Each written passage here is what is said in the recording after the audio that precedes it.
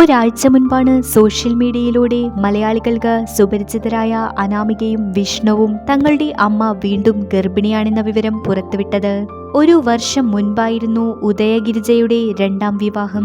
15 വർഷം മുൻപ് ഇവരുടെ ആദ്യ ഭർത്താവ് മരിച്ചിരുന്നു.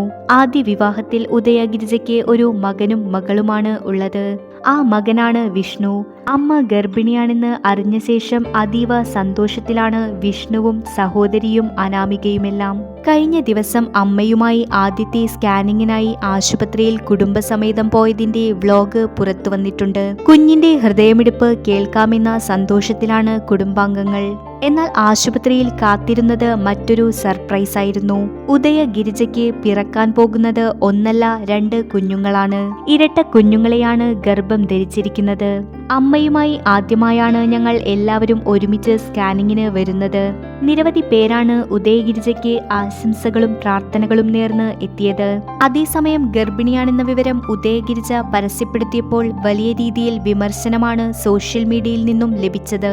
വയസ്സാം കാലത്ത് ഇതിന്റെ വല്ല ആവശ്യവും ഉണ്ടായിരുന്നുവോ എന്ന രീതിയും വളരെ മോശമായ ഭാഷയിലും കമന്റുകൾ പ്രത്യക്ഷപ്പെട്ടിരുന്നു. ഈ കമന്റുകൾക്കെല്ലാം ഉദയഗിരിജയുടെ മറുപടി ഇങ്ങനെയാണ്: ഈശ്വരൻ തന്ന ഈ കുഞ്ഞിനെ ഞാൻ അബോർഷൻ ചെയ്യണം എന്നാണോ നെഗറ്റീവ് കമന്റ് ഇട്ടവർ പറയുന്നത്? എന്റെ മക്കൾക്കും മരുമക്കൾക്കുമില്ലാത്ത നാണക്കേട് മറ്റുള്ളവർക്ക് എന്തിനാണ്? എനിക്ക് ഈ കുഞ്ഞ് ദൈവം തന്ന നിധിയാണെന്ന് ഞാൻ വിശ്വസിക്കുന്നു. ഞാൻ ഒരുപാട് സന്തോഷിക്കുന്നു. ഇതിൽ എനിക്ക് നാണക്കേട് തോന്നുന്നില്ല എന്നാണ് ഉദയഗിരിജ കുറിച്ചത്. നിങ്ങളുടെ അഭിപ്രായം എന്താണെന്ന് കമന്റ് ചെയ്യൂ. വീഡിയോ ഇഷ്ടപ്പെട്ടാൽ ലൈക്ക് ചെയ്യൂ, സബ്സ്ക്രൈബ് ചെയ്യൂ.